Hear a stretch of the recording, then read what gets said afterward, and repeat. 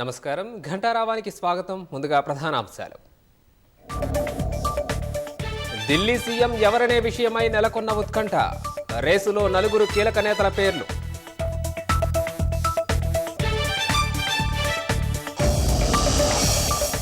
ఆప్ ఓటమికి నాయకుల అవినీతి ఆరోపణలే ప్రధాన కారణం. కమలం పార్టీకి కలిసొచ్చిన మోదీ చరిష్మా.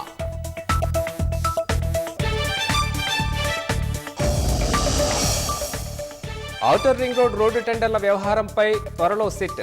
విజిలెన్స్ శాఖ కీలక అధికారితో దర్యాప్తునకు కసరత్తు.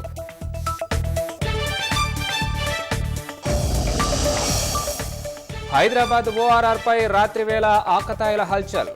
శంషాబాద్ సమీపంలో కార్లతో స్టంట్లు.